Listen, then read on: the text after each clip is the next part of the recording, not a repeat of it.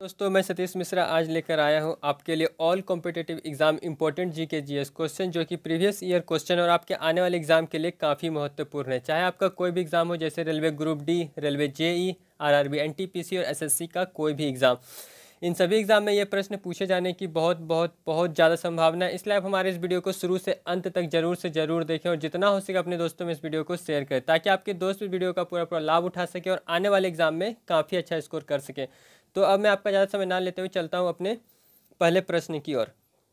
हमारा आज का पहला प्रश्न, फ़ारेनहाइट में मानव शरीर का तापमान कितना होता है। यहाँ आपको बताना है कि फ़ारेनहाइट में मनुष्य के शरीर का तापमान कितना होता है। तो इसका सही ऑप्शन हो जाएगा ऑप्शन नंबर डी, 98.6। कितना? 98.6 जो होता है वो फ़ारेनहाइट में मनुष्य के शरीर का तापमान होता है। अब ध्यान दीजिए, अगर क्वेश्चन में एग्जाम में पूछा जाए कि डिग्री सेल्सियस में मनुष्य के शरीर का तापमान कितना होता है, तो इसका सही उत्तर हो जाएगा ये ऑप्शन नंबर बी जो दिख रहा है वो 37 डिग्री सेल्सियस। कितना?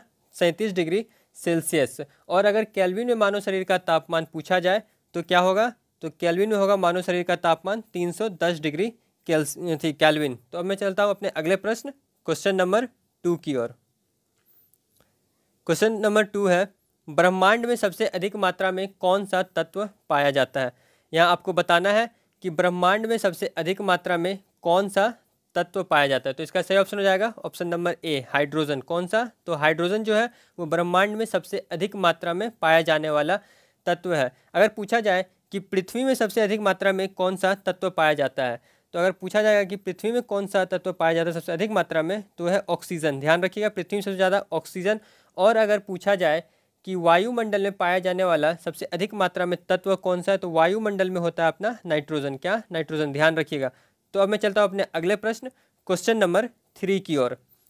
हमारा क्वेश्चन नंबर 3 है, सापेक्ष सिद्धांत किसने प्रतिपादित किया। आपको यह बताना है कि सापेक्ष सिद्धांत का प्रतिपादित किसने किया है। तो इसका सही ऑप्शन हो जाएगा ऑप्शन नंबर ए, किसने? तो आइंस्टीन। आइंस्टीन ने सापेक्ष सिद्धांत का प्रतिपादित किया है और इसके कारण आइंस्टीन को नोबेल पुरस्कार भी मिला था। तो अब मैं चलता हूँ अपने अगले प्रश्न, क्वेश्चन नंबर 4 की ओर। हमारा क्वेश्चन नंबर 4 है, तैरने के सिद्धांत की खोज किसने की थी। आपको यहाँ बताना है कि तैरने के सिद्धांत की खोज किसने की थी। तो इसका सही ऑप्शन हो जाएगा ऑप्शन नंबर ए, आर्किमिडीज। किसने? तो आर्किमिडीज ने तैरने के सिद्धांत की खोज की थी। और कभी कभी एग्जाम में पूछा जाता है कि आर्किमिडीज कहाँ के रहने वाले थे। तो आर्किमिडीज यूनान के रहने वाले थे। कहाँ के? यूनान के। ध्यान रखिएगा। तो मैं चलता हूँ अपने अगले प्रश्न, क्वेश्चन नंबर 5 की ओर।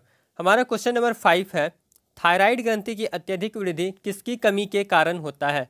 आपको यहाँ बताना है कि थायराइड ग्रंथि की अत्यधिक वृद्धि किस कमी के कारण, किसकी कमी के कारण होती है। तो इसका सही ऑप्शन हो जाएगा ऑप्शन नंबर ए, आयोडीन। क्या? तो आयोडीन की कमी के कारण थायराइड ग्रंथि होती है। और कभी पूछ दिया जाता है एग्जाम में कि थायराइड ग्रंथि कहाँ पर पाया जाता है, तो यहाँ थायराइड ग्रंथि जो होता है वो गले में पाया जाता है। ध्यान रखिए। तो अब मैं चलता हूँ अपने अगले प्रश्न, क्वेश्चन नंबर 6 की ओर। हमारा क्वेश्चन नंबर 6 है, साइटोलॉजी में किसका अध्ययन किया जाता है। आपको बताना है कि साइटोलॉजी में किसका अध्ययन किया जाता है। तो इसका सही ऑप्शन हो जाएगा ऑप्शन नंबर डी, कोशिका। किसका? तो कोशिका। कोशिका का अध्ययन किया जाता है साइटोलॉजी में। और ध्यान दीजिएगा, फलों के अध्ययन को कहते हैं पोमोलॉजी। क्या? तो फलों को अध्ययन को हम लोग पोमोलॉजी कहते हैं। और जनसंख्या के अध्ययन को हम लोग कहते हैं डेमोग्राफी। क्या? तो डेमोग्राफी। याद रखिएगा, साइटोलॉजी का अध्ययन कहलाता है कोशिका, और फलों के अध्ययन को हम लोग पोमोलॉजी, और जनसंख्या का अध्ययन डेमोग्राफी। ध्यान रखिए। तो मैं चलता हूँ अपने अगले प्रश्न, क्वेश्चन नंबर 7 की ओर। क्वेश्चन नंबर 7 है, एथलीट फुट रोग किसके कारण होता है। आपको बताना है कि एथलीट फुट जो रोग है वो किसके कारण होता है। तो इसका सही ऑप्शन हो जाएगा ऑप्शन नंबर ए, कवक। किसके? कवक के कारण एथलीट फुट रोग होता है। तो अब मैं चलता हूँ अपने अगले प्रश्न, क्वेश्चन नंबर 8 की ओर। क्वेश्चन नंबर 8 है, ब्लड क्या है।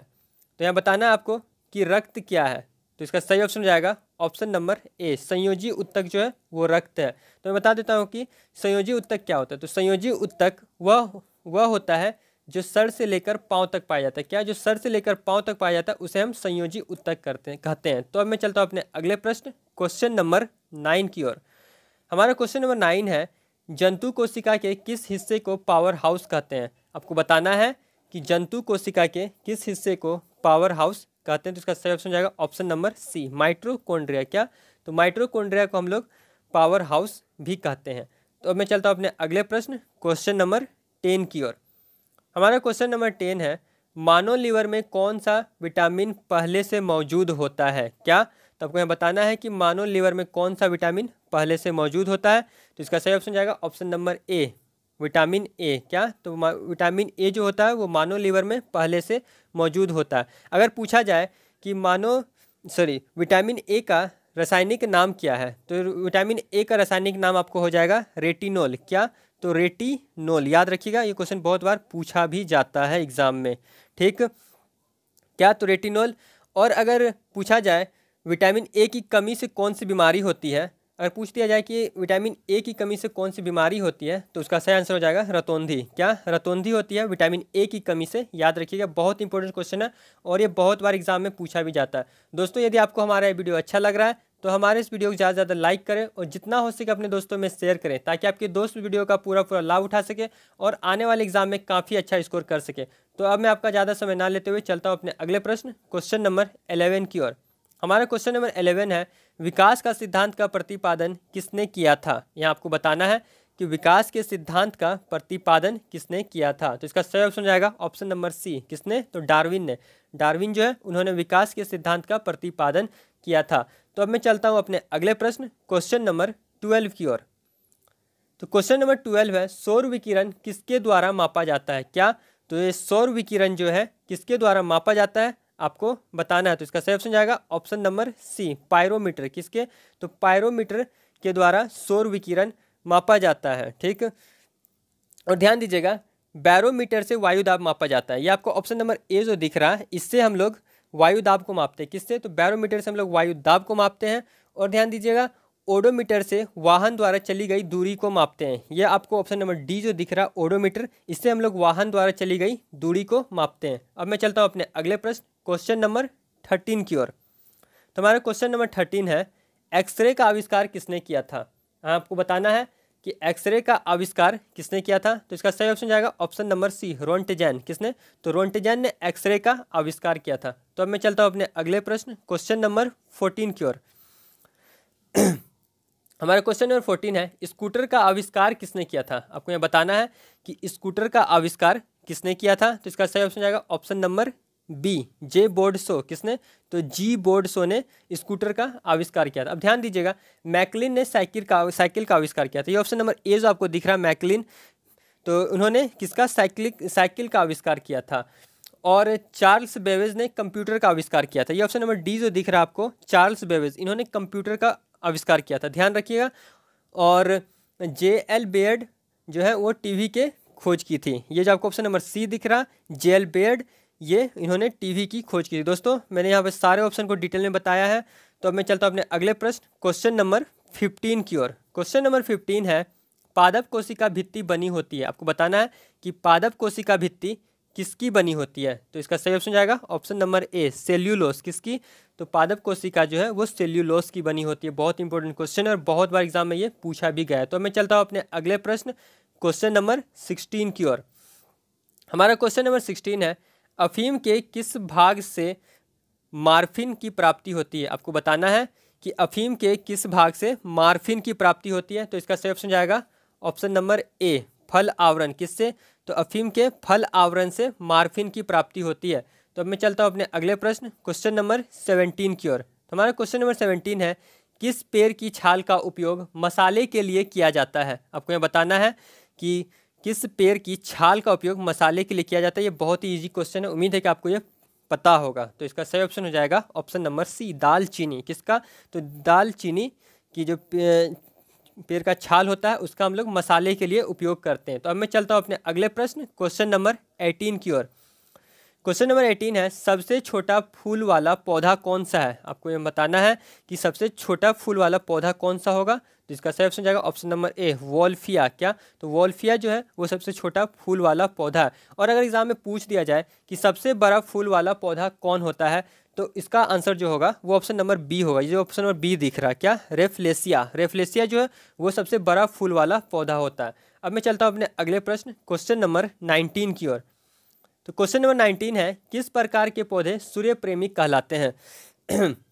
आपको ये बताना है कि किस प्रकार के पौधे सूर्य प्रेमी कहलाते हैं। तो इसका सही ऑप्शन हो जाएगा ऑप्शन नंबर सी, हेलोफाइट। यहाँ हेलोफाइट जो है वो सूर्य प्रेमी कहलाते हैं। और ये सूर्य प्रेमी क्यों कहलाते हैं मैं आपको ये बता देता हूँ। तो देखिए, हेलोफाइट पौधे इसलिए सूर्य प्रेमी कहलाते हैं क्योंकि जिस तरफ सूर्य होते हैं वो उसी तरफ झुक जाते हैं, इसलिए वे सूर्य प्रेमी कहलाते हैं, याद रखिएगा। तो अब मैं चलता हूँ अपने अगले प्रश्न क्वेश्चन नंबर 20 की ओर। हमारा क्वेश्चन नंबर 20 है, मानव शरीर का सबसे बड़ा अंग कौन सा है? क्या?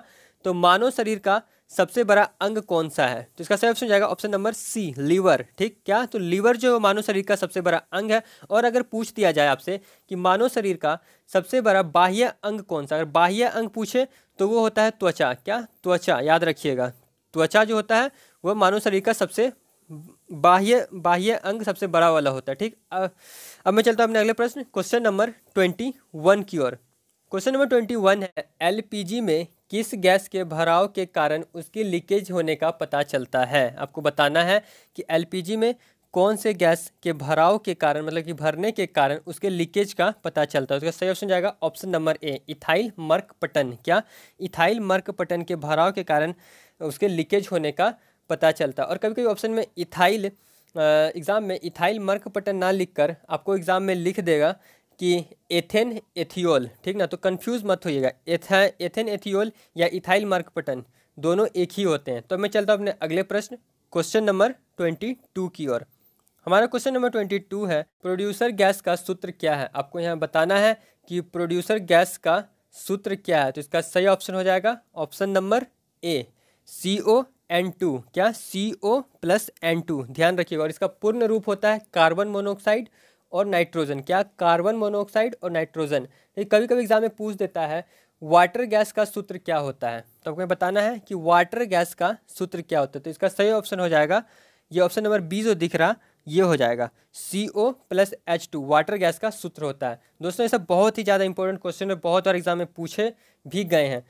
तो अब मैं चलता हूँ अपने अगले प्रश्न क्वेश्चन नंबर 23 की ओर। हमारा क्वेश्चन नंबर 23 है, आवर्त सारणी का सबसे हल्का तत्व कौन सा है? क्या?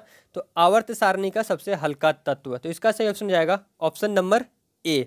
क्या? तो लिथियम जो है वो आवर्त सारणी का सबसे हल्का तत्व है। ठीक, लिथियम का एटॉमिक नंबर होता है 3। कितना? ध्यान रखिएगा, लिथियम का एटॉमिक नंबर 3 होता है। बहुत बार एग्जाम में सब एटॉमिक नंबर भी पूछ दिया जाता है। ठीक ना, अगर आपसे पूछा जाए कि आवर्त सारणी का सबसे भारी तत्व कौन सा होता है, तो अगर आपसे पूछा जाएगा कि आवर्त सारणी का सबसे भारी तत्व कौन सा हो जाएगा, तो ये आपको ऑप्शन नंबर बी जो दिख रहा है ओस्मियम। क्या? ओस्मियम जो होता है वो आवर्त सारणी का सबसे भारी तत्व होता है। और अगर इसका एटॉमिक नंबर पूछा जाए तो इसका एटॉमिक नंबर होता है कितना? 76, ध्यान रखिएगा।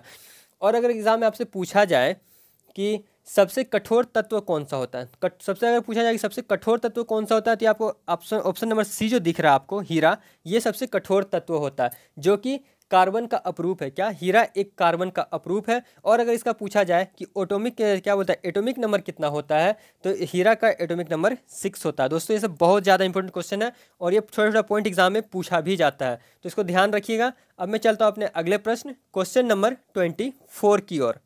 हमारा क्वेश्चन नंबर 24 है, टीकाकरण के जनक कौन माने जाते हैं? आपको यहाँ बताना है कि टीकाकरण के जनक कौन माने जाते हैं। तो इसका सही ऑप्शन हो जाएगा ऑप्शन नंबर बी। क्या होगा? Option number B. यहाँ आपको ऑप्शन नंबर बी जो दिख रहा, एडवर्ड जेनर। एडवर्ड जेनर जो है वो टीकाकरण के जनक माने जाते हैं। तो अब मैं चलता हूँ अपने अगले प्रश्न क्वेश्चन नंबर 25 की ओर। क्वेश्चन नंबर 25 है, फोटो किस मूलभूत इकाई है? तो बताना है कि फोटो जो होता है वो किसकी मूलभूत इकाई है। तो इसका सही ऑप्शन जाएगा ऑप्शन नंबर ए, प्रकाश। किसका? तो प्रकाश की फोटो मूलभूत इकाई होती है। अब मैं चलता हूँ अपने अगले प्रश्न क्वेश्चन नंबर 26 की ओर। क्वेश्चन नंबर 26 है, प्रकाश, एक प्रकाश वर्ष किसकी इकाई है? ये बहुत बार एग्जाम में पूछा हुआ क्वेश्चन है, उम्मीद है कि आपको ये पता भी होगा। तो इसका सही ऑप्शन हो जाएगा ऑप्शन नंबर ए। क्या? दूरी। प्रकाश वर्ष जो है वो दूरी का इकाई है। अब मैं चलता हूँ अपने अगले प्रश्न क्वेश्चन नंबर 27 की ओर। क्वेश्चन नंबर 27 है, ध्वनि प्रदूषण की इकाई क्या है? यहाँ आपको बताना है कि ध्वनि प्रदूषण की इकाई क्या है। इसका सही ऑप्शन जाएगा ऑप्शन नंबर बी, डेसिबल। देखिए दोस्तों यहाँ पर डेसिमल और डेसिबल में कभी कंफ्यूज नहीं होइएगा, इसका होता है डेसिबल। ठीक, कभी कभी एग्जाम में पूछ देता है कि ध्वनि की तीव्रता का SI इकाई क्या। आपको कभी एग्जाम में पूछेगा कि ध्वनि की तीव्रता की SI इकाई क्या है, तो इसका जो होता है वो होता है वाट प्रति स्क्वायर मीटर। क्या? वाट प्रति मीटर स्क्वायर मीटर। ध्यान रखिएगा। अब मैं चलता हूँ अपने अगले प्रश्न, क्वेश्चन नंबर 28 की ओर। हमारा क्वेश्चन नंबर 28 है वॉशिंग सोडा का फॉर्मूला है। तो आपको बताना है कि वॉशिंग सोडा का यहाँ पे फॉर्मूला क्या है। तो इसका सही ऑप्शन जाएगा ऑप्शन नंबर ए, जो दिख रहा है आपको, ये होगा वॉशिंग सोडा का फॉर्मूला Na2CO3। क्या? Na2CO3 वॉशिंग सोडा का फॉर्मूला होता है और इसे कहा जाता है। और अगर इसका फुल फॉर्म पूछा जाए तो इसका फुल फॉर्म होता है सोडियम कार्बोनेट। क्या? तो सोडियम कार्बोनेट होता है वॉशिंग सोडा का फुल फॉर्म।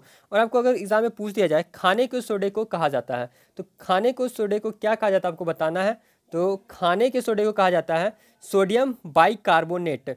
क्या? सोडियम बाइकार्बोनेट खाने के सोडे को कहा जाता है। और अगर आपसे पूछ दिया जाए एग्जाम में कि खाने के सोडा का सूत्र क्या है, मतलब कि सोडियम बाइकार्बोनेट का सूत्र क्या है, तो ये जो आपको ऑप्शन नंबर बी दिख रहा है NaHCO3। क्या है? NaHCO3 ये होता है खाने के सोडा यानी कि सोडियम बाइकार्बोनेट का सूत्र। ठीक, अगर एग्जाम में आपसे पूछा जाए खाने के नमक को क्या कहते हैं, क्या? तो खाने का नमक जो होता है उसे क्या कहते हैं, तो खाने के नमक को कहते हैं सोडियम क्लोराइड। क्या? तो सोडियम क्लोराइड कहते हैं खाने के नमक को। और अगर सोडियम क्लोराइड का अगर आपसे सूत्र पूछ दे तो सूत्र होता है इसका NaCl। क्या?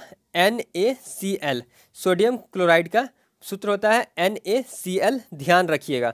ठीक, अब मैं चलता हूँ अपने अगले प्रश्न, क्वेश्चन नंबर 29 की ओर। हमारा क्वेश्चन नंबर 29 है कैल्शियम नाइट्रेट का सूत्र क्या होता है। यहाँ आपको बताना है कि कैल्शियम नाइट्रेट का सूत्र क्या होता है। तो इसका सही ऑप्शन जाएगा ऑप्शन नंबर बी CaNO3 क्या? CaNO3। ध्यान रखिएगा, बहुत इंपॉर्टेंट क्वेश्चन है।